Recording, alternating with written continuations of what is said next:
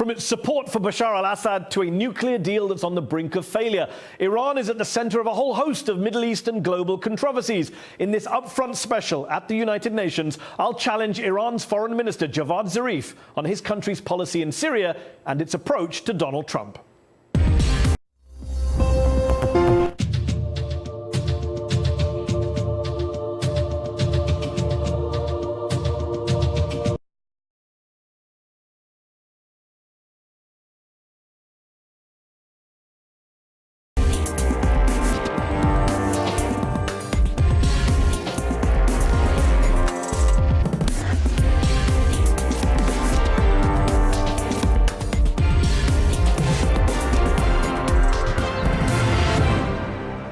Foreign Minister, thanks for joining me on Upfront.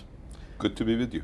Last week, US President Donald Trump tweeted that he had no plans to meet Iranian President Hassan Rouhani at the UN, but he would, quote, someday in the future. I'm sure he's an absolutely lovely man. But you actually don't want your president to meet with Trump, do you? Why not? Well, we're not actually that eager to meet with him because the United States is not a reliable negotiating partner. They were always saying that we want a treaty with Iran. Now they just withdrew from the only treaty that we have with the United States because the International Court of Justice ruled against them. That tells you that whatever you negotiate with this president and with this administration, they're not going to be bound by it. And that is why we're not that eager to set aside a fully negotiated document, which took us almost 12 years. 2 years of intensive negotiations between Iran and the United States. And we negotiated every word of a 150-page document, not between two countries, but between 7 countries plus the European Union. And then it became a resolution of the Security Council. And President Trump just decided to get rid of it. And then he said, because it didn't have the approval of the US Senate, I can get rid of it. He was wrong because it's a Security Council resolution. But he just got rid of a treaty that had the approval of the US Senate just because the ICJ ruled against his sanctions. So on that basis then, are you saying that President Rouhani will never meet with Donald Trump? Are you ruling it out for the next 2 years? In politics, never say never. But I believe that there is need for a serious change in the administration. That is, in my view, dialogue does not require mutual trust. That's a too high threshold for dialogue to take place. Usually dialogue is not based on mutual trust, but dialogue requires mutual respect. And mutual respect starts with each side respecting themselves and their own signature. And as long as we do not see that in the United States, in the current administration of the United States, then it makes dialogue not necessary and not conducive to any positive outcome. And I understand that point. And it's fair to say that Trump is not someone who can be necessarily trusted. He's not a consistent politician. Clearly, he's not reliable. And maybe he just wants a photo op. I get why you're hesitant. But the reality is that the tension on the Korean Peninsula, for example, has gone down since Kim Jong-un had that meeting with Donald Trump earlier this year. Trump now says they've even fallen in love. Why wouldn't President Rouhani want Trump to fall in love with him, if only to reduce tensions between your two countries? Basically, international relations is not about love affair. International relations is about reliability, is about maintaining your promises. Everything in international relations is based on one principle, and that is in Latin, pacta sunt servanda. You observe what you promise. So it's that which is required. Unlike the situation in Korea, we have a document. We have a document, 150 pages. But he's pulled out of it. Yeah, but he can't. But imagine if President Rouhani were to meet with him and win him over in the way that Kim won him over, you could get him back into that document. But he can leave that document again, as he did with the G7 communique. He agreed to it, and once he was airborne, he heard something. On that basis, you can never do any deal with Trump. Well, it's very difficult. You can always do deals if the other side shows that it is reliable. Okay. President Trump, it's not that difficult. The nuclear deal, let me tell you, and let me tell President Trump, the nuclear deal is the best the United States can get, and it's the best Iran can get. and it's the best the international community can get. It doesn't mean that it has everything that either one of us wants. That's what It means, But I you say mean, your by message is to President Trump. I wonder if it's also for your colleagues and friends and voters back home, because you spent years negotiating with John Kerry and your European counterparts, and yet the supreme leader of your country, Ayatollah Khamenei, was never a fan of nuclear diplomacy. He said earlier this year, quote, "With the issue of the nuclear negotiations, I made a mistake in permitting our foreign minister to speak with them. It was a loss for us." Do you agree with your supreme leader that it was a mistake for you to talk to John Kerry? What he said was, it was a mistake to talk to the Americans, not a mistake. And then his office clarified it, that the nuclear deal was not a mistake. Talking to the Americans was a mistake. So do you believe that? It was a mistake for you to talk to John Kerry? I believe the Americans showed, particularly this administration, that they are not reliable, that you cannot trust their word. You cannot rely upon their signature. You cannot even rely upon their treaty obligations. So it makes it a very difficult proposition to engage with them. But was it a mistake? Ayatollah Khamenei says it was a mistake. Well, he believes it was a mistake. Do you? Well, I believe that the Americans have not fulfilled their promises. With respect, that's not what I asked. Was it a mistake for you to have sat down with the Americans? That's what I and John said. Kerry? The Americans did not fulfill their promises. You say that Trump is the problem, and Trump clearly is a problem. He's the one who has violated the deal. He's undermined it. But what he's done, of course, has been welcomed by a lot of influential Iranians, including some of your top generals. Listen to General Mohammad Jafri, head of the Revolutionary Guards, the IRGC. "We welcome Trump's decision on pulling out of the deal. He called it a good omen." General Abdul Rahim Musawi, head of the Iranian army, has said, "Thank God that America left the deal, because that deal legitimized sitting at the table with America." Are these top generals of yours wrong? I believe they are stating the frustration of which is a general frustration of the Iranian people, that the United States is not a reliable partner. They believe that their belief and their view has been now accepted. But they were never fans of the deal, were they? Let's just be honest. There were people in Iran who didn't like the fact that you were negotiating. You know that. Of course there were people in Iran. And now they feel vindicated. They feel vindicated. And they say it's a good omen. Do you think it's a good omen? Well, I don't agree with them, and it's because they didn't agree with me when I was negotiating. Do you think it's a bad omen that the US pulled out? I think it's not good for the international community that one country, as powerful as the United States, would decide to leave international agreements. And it's not just the JCPOA. You know that they left UNESCO, they left the climate change agreement, they left NAFTA, they left Trans-Pacific Partnership. Are you going to follow them is the question. We know the US are now leaving all these treaties. We're not, nobody's defending the US here. Is Iran now going to stay in the nuclear deal? We will certainly not follow the United States because they're a bad example to Okay, follow. so are you planning to stay in the deal indefinitely? But Iran has given the Europeans some time, because they asked us for some time, to try to compensate for US departure from the nuclear deal. That means that Iran needs to receive the economic dividends of the deal. Now, they have made very strong political statements, as you've seen. Then they have elaborated on practical solutions. Now we need to see those practical solutions implemented. And the next phase would be to see whether the private sector would welcome those practical solutions and would engage in those practical solutions. We will examine these very carefully, and will decide based on the outcome. But you're staying in the deal for now.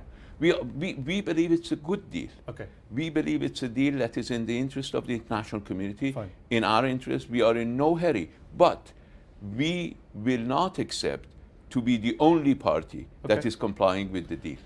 Let's turn to Syria, Foreign Minister. Iran, despite its economic problems at home, has spent billions of dollars every year since 2011 propping up Bashar al-Assad in Syria, arming him, sending in special forces, militias, Hezbollah to fight for him. Do you believe that he has, with your help, now won the war in Syria and can go back to being president of Syria for life? First of all, we were in Syria for a very specific purpose, and that was to fight extremism. We were for the same purpose in Iraqi Kurdistan. We went there when ISIS was about to take over Erbil. We went there and helped Mr. Barzani. We went to Baghdad and helped the Iraqi government win over Daesh when they were coming in and taking over Iraqi territory. We have had a consistent policy of standing against extremism and extremist terror, which is an existential threat for everybody in the region. We have said, you quoted the leader on another occasion, you need to quote him on this, that had we not faced ISIS in Syria and Iraq, we would have had to face it in Iran. Although you supported Assad way before ISIS. No, we can't pretend that the Iranian support for Assad began with ISIS. No. We predates ISIS. We have good relations with that, but the reason, I mean, countries have good relations. Yeah. Turkey and Saudi Arabia had even better relations with Bashar al-Assad from 2003 to 2011. Yeah. So it's not the question of who supported who. It's the question of who came to fight extremism. Okay. Now that the fight against extremism is in its final stages, it doesn't mean that extremism is gone. Now we need to do a number of things. First, we need to do with the issue at hand, and that is Idlib. We have done our best. I went to Ankara, I went to Damascus, we had a summit in Tehran, all within the space of less than a week, and then the summit in Sochi between Turkey and Russia to avoid bloodshed in Idlib. Now, we have achieved that. We have a plan to have a political, not a political, but a non-military solution in Idlib. We are faced with a major problem, and that is foreign fighters. What to do with a large number of foreign fighters who are in Idlib? These are fighters that were brought into Syria by outside powers. No one's power. denying the presence of foreign fighters or the crimes that they have committed. We've covered it on this show. But the problem is they're not the only ones dying in Syria. When you look at the sheer suffering in Syria, hundreds of thousands dead, millions displaced from their homes, widespread torture in government prisons that have been photographed, airstrikes, barrel bombs, attacks on bakeries, schools, hospitals, bread lines. Isn't Iran complicit in all this suffering? It doesn't matter what you say your goal or motive was. No, that's what's happening on the ground. Because 5 years ago, when I assumed office as foreign minister, I presented a 4-point plan. Immediate ceasefire, inclusive government, political negotiations for constitutional reform, and elections based on a new constitution. Those who insisted that they wanted a military solution, we said from the very beginning, I said in the ISSG meetings that there won't be a military solution to Syria, that we need a political solution. And we've been saying that for the past 5 years. Those who have insisted on the illusion that they could win back Syria, that they could push Bashar al-Assad from office, and they have sacrificed all these people of Syria. What does that mean, sacrifice? What does that mean, sacrifice? They have caused... So when the Syrian Air Force drops a bomb on a bakery, that's the fault of the people in the bakery? No, that's the fault of the people who prevented the political settlement. It's not the fault of Bashar al-Assad for sending planes to bomb bakeries. It's the fault of the people who prevented political solution because of an illusion that they could... So the Syrian government bears no responsibility? That they could remove Bashar al-Assad from office. I get that argument. I understand that argument. Okay. I'm asking about the responsibility for war crimes. I'm talking about Iranian responsibility. Well, you support the government. You give him money. I'm not here to defend anybody. I'm here to defend Iran. Yes, so I'm asking about Iran's role. Iran wanted a political settlement. They refused. They wanted their mercenaries, these foreign fighters that today we don't know what to do. You've brought foreign fighters into Syria also, from Afghanistan, you see, from Pakistan. Hold on. You know that. Hold on.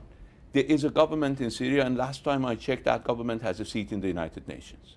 Those who try to overthrow that government through the use of Daesh, through the use of ISIS, through the use of Nusra, are the ones who have created this and mess. Does that justify war crimes by the Syrian government? The United Nations says they've committed war crimes. Nothing justifies war crimes. And Iran has had its own history of fighting a war against Iraq, where war crimes were committed against us, where chemical weapons were used against us, and all of these champions of international humanitarian law stayed silent, kept their mouths shut. Completely agree. Okay, we insisted from the very beginning that people need to investigate who used chemical weapons. We said from the very beginning that the rebels had chemical weapons, and but there was an investigation. No, there was no investigation. Hold on, the United Nations and the Organization for the Prohibition of Chemical Weapons set up a joint investigative mechanism unanimously supported by the Security Council. They concluded the Syrian Arab Republic is responsible for the release of sarin at Khan Sheikhoun on 4th April 2017. The Russians then shut them down as soon as they said something they didn't want to hear. Hold on. We asked this investigative team to go to Khan Sheikhoun and to go to Shuairat to check whether these chemical weapons, how these chemical weapons were used. We're used to this. In the Iran-Iraq war, Iraq used chemical weapons. We asked the United Nations. Iraq objected. They went to the war fronts. They checked. They verified. These teams never went there. They accepted the arguments of the white helmets. We said from the very beginning that teams need to go on the site to investigate. The West prevented that from taking place because the West did not want to show. Of course, they would say the Assad government was prevented full and free investigation. The Assad government invited them to go to Shuairat. But as an Iranian, as you say, who clearly you're very passionate about the subject, your country was subjected to sarin and chemical weapons, and you're now allied with a government that the OPCW, Human Rights Watch, Amnesty, even Hans Blix, not exactly a US lackey, has said it was probably the Syrian government air force that carried this out. When all of these organizations are saying Assad is using chemical weapons. We have said from the very beginning that we object and reject the use of chemical weapons, no matter who uses them and no matter who's the victim. That is our categorical statement. We don't differentiate whether it's Iranians who are victims of chemical weapons or Syrians who are victims of chemical weapons. We condemn it categorically. We've made that point very clear to President. Hold on, let me finish. We've said that chemical weapons are unacceptable to us, and that remains our position. Our problem is the use of chemical weapons were alleged at a time that was conducive for Americans to use it as a pretext for an attack. This is a problem. We need a full investigation. The OPCW, under pressure from the United States and from the West, refused to conduct a full investigation. Isn't the reality that any investigation that finds Assad guilty, and there have been several, you will always dispute that because he's your ally and he's using chemical weapons? No. And Iran of all countries shouldn't be supporting someone using chemical weapons. Of course we wouldn't have. Had there been an investigation proving, because we were in Shuairat, we know that Shuairat was not used. The base that was hit by the Americans on the claim that this was the base that chemical weapons were launched from. We know that it wasn't launched from Shuairat. And that is why we know that this allegation by the United States was false. And we know that chemical weapons are being used. We know who's using them. And we believe that this is a dirty game that is being played in order to allow further aggression by the United States. So it's easy to go to the judge alone and come back a winner. But it's good to go to the judge together and see which arguments we have. And the United States, each time it goes to a judge, it comes back a loser, and then it withdraws from the court. You're not going to agree on chemical weapons. What about the bombs of bakeries, schools, hospitals, documented by reporters on the ground, eyewitnesses, human rights groups, Amnesty, Human Rights Watch? The UN Commission of Inquiry says the Syrian government is responsible for war crimes in targeting civilian areas. Iran has not participated in any activity in any populated area, and we will never do so in the future. We condemn any attack against civilians. Do you condemn the Syrian government attacking bakeries, schools, hospitals? We condemn any attack against civilians. By the Syrian government? No matter who does it. But I'm asking about Syrian government. No matter who does it. Okay, but I'm asking about the Syrian government. No matter who does it. So you won't condemn the Syrian government? I condemn anybody using chemical weapons. I didn't ask. I asked about attacking schools and hospitals. I condemn any government, but I at the same time condemn groups who use civilians as shield. And the UN has condemned rebels as well. They've condemned the Syrian government and rebels. As shield. Okay, let me ask you this question. You said very clearly earlier that last time you checked at the UN, the Syrian government was the government of Syria. They invited you in. You're there with the Syrian approval, as are the Russians. So does that mean you support the Saudi attacks in Yemen? Because they've been invited in by the government of Yemen and the president of Yemen on that logic and that basis. Hold on. The government, we're not bombing anybody in Yemen. We're not killing innocent human beings in Yemen. You're supplying militias who have killed innocent human beings according to human rights. Saudi Arabia is bombing Yemen on a daily basis, killing people in Yemen, and refusing any opportunity to engage in peace talks. We have offered a peace plan for Syria. We offered a peace plan in Yemen. But the Saudis rejected the peace offer in Syria 4 years ago. They rejected the peace offer in Yemen 3 years ago, hoping to be able to have a military victory in 3 weeks. And they continue to bomb innocent people in Yemen. And no one's defending that. And what's interesting is you're reminding me that I came to New York a couple of years ago and interviewed the Saudi ambassador to the United Nations. And I said, why are you in Yemen? Why are you there bombing all these people? And he said, we're invited by the government, we're fighting terrorism, and all of the reports of civilian casualties are disputed. And when I hear you talking about Syria, I feel it's the same argument. No, the Iranians are using the same argument in Syria as the Saudis are using in Yemen. That's what it sounds like. Is it the same argument? I mean, many people say the same things, but is it the same argument? It sounds very similar. Does it? Yes. Does it? Is Saudi Arabia fighting Are they killing civilians in Yemen? No. Yes. Are they fighting? Is the Syrian government backed by you killing civilians? Are Yes. they fighting terrorists in Yemen? They say they are. That's No, the whole they point. say they are. But And so does Assad, and no one. No. People don't believe Assad. ISIS and Nusra and Al-Qaeda are internationally recognized terrorist groups. Which internationally recognized terrorist group the Saudis are fighting in Yemen? But this is again a dangerous argument. No, This is a dangerous argument for you because you support Hamas, Hezbollah, which EU and the US calls terrorists. No. Everyone calls their enemy terrorists. Foreign minister. This is the problem. Hold on. There are organizations that are recognized as terrorists by the United Nations Security Council. And the last I checked, there are 4 organizations that are supported by Saudi Arabia: Taliban, Al-Qaeda, Nusra, and Daesh. So let's talk about that. On other groups, there is no consensus. Saudi Arabia is supporting them. We are fighting them. Okay. So let's settle on that, and let's not just try to confuse things. They say you're supporting Houthis who have fired rockets into Saudi Arabia, and UN groups have pointed out massive human rights abuses by Houthis. And the UN, you see, first of all, Houthis have enough rockets of their own to fire into Saudi Arabia. They don't need us. Anybody who's bombed out of existence would find a way to defend themselves. Houthis defended themselves, Yemenis defended themselves long before anybody was in Iran to help them. They've been there for 1,000 years. They have fought aggressions. They have defeated aggressions. They will defeat this aggression. This war should not have started. We told the Saudis that they did not need to start this war. There was a political settlement that could have been reached. They wanted a military victory. They needed a military victory for domestic reasons, for very childish domestic reasons, and they continue that. They could have stopped this war 3.5 years ago. So they failed to do something that was in their own interest because they were hoping. You remember in Syria 7 years ago, they said, we will pray in Damascus by the end of Ramadan. It's been 7 Ramadans since then. They said we will have a victory in Yemen in 3 weeks. We are into the 4th year. Okay, we're almost out of time. I do have to ask about the domestic front. You're seen as part of the kind of reformist, pragmatic, moderate part of Iranian politics. You've called Iran a democracy. You've called it a democratic system in the past.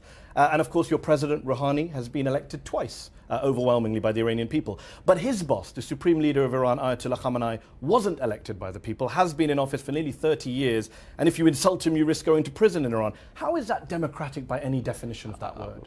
I question your premise, because the leader in Iran is also elected. Please check our constitution. 29 years ago. No, and he can be removed any day by a body that elected him, and that body was elected by the people. Every country has their own. The Assembly of Experts. The Assembly of Experts. But the Guardian Council, which he appoints, has a veto over that. Has a veto over what? Over the Assembly of Experts and picking the members of the Assembly of Experts. No, he cannot. But he's not popularly elected by any definition of the word. And No, he's been in power for 29 years. He was actually popularly elected twice. For a 29-year term? No, popularly elected twice as president. Yes. And then I've not disputed the Iranian president is elected. Okay. I'm saying the supreme leader isn't. And then we have a constitution that was approved twice by a referendum. In that constitution, there is a constitutional process. And in that constitutional process, there is an office of the supreme leader, and that office is elected and then observed by the Assembly of Experts. This is the constitutional mechanism. For 29 years.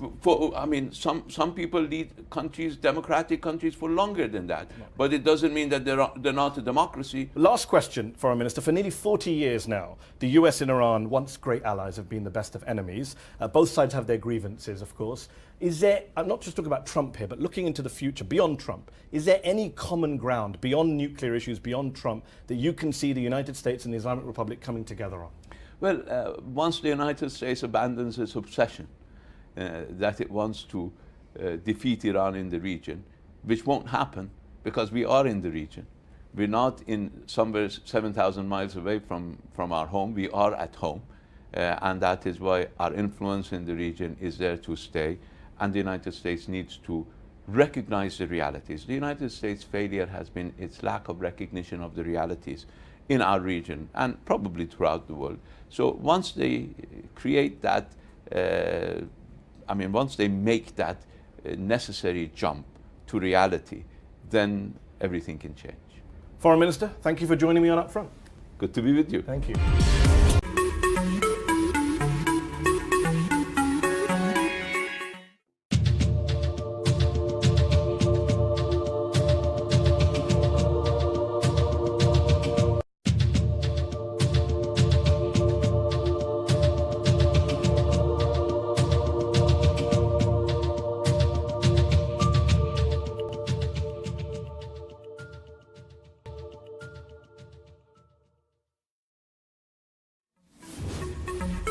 Please share and like.